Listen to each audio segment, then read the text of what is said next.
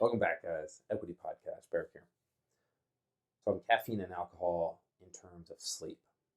So the reason that I'm making this is I can't tell you how many times I've heard the statement, "Oh, I can drink a cup of coffee and go right to sleep, no problem."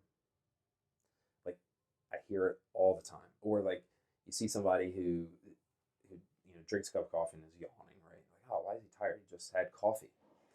Like, he could probably fall asleep right now. Like, yes, you can do that. There are people that have that capacity to do that. However, or sorry, and then the second part is with the alcohol. People not hopefully I think most people understand this.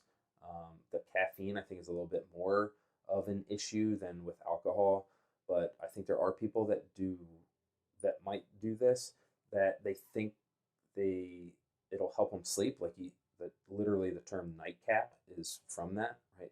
Get a little bit of brandy to help you go to sleep or whatnot, um, and or how quickly some people can just go right to sleep after drinking, and that very well might be the case that you get to sleep. And the same thing with caffeine, you might be able to fall asleep right after drinking a cup.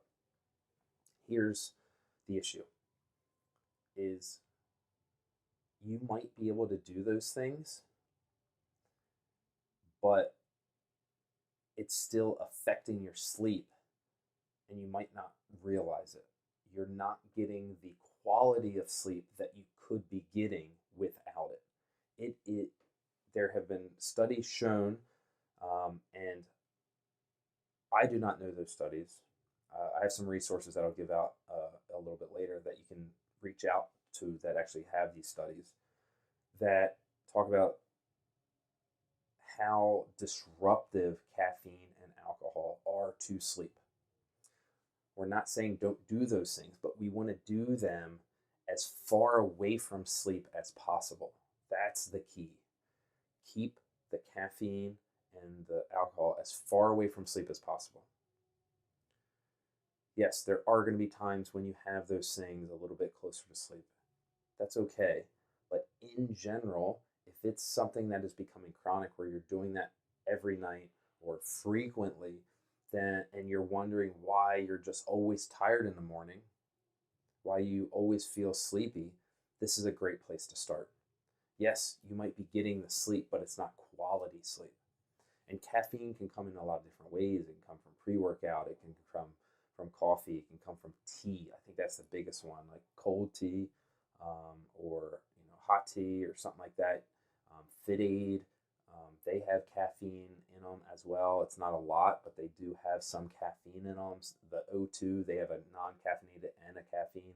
So even just that little bit can, like, again, you can get to sleep and you're going to sleep through the night, but the quality isn't going to be there. And that's what we want to work on, especially if you're the type of person that doesn't sleep well, that wakes up a lot, if you're tossing and turning, like if you just don't wake up and feel refreshed, then this is one of the levers that we can start pulling. So what I hope you'll do is, if you are somebody who is consistently consuming caffeine or alcohol close to bedtime, is to do two things. One, try to eliminate it as much as you can, or try and push it back as much as you can. Especially on those weeknights, like we want to make sure that we're getting ready to attack the day. So there's two big resources that I like a lot. So the first one is Why We Sleep. I think I've recommended it in our post before, and I'll probably have it recommended today for this post, in our email to all of our members. And it's written by Matthew Walker, Why We Sleep, and I believe he's British. So if you listen to this book, it's just real nice. He has an awesome British accent, and it's really, really nice read. I really enjoyed listening to it a lot. Highly recommend it. The next one is actually relatively new. I kind of just found this guy about a month ago, I believe. I think I've seen him around a few times, but I've really started listening to his stuff. And that's Andrew Huberman. So he is a professor at Stanford, and he does a lot of different types of research.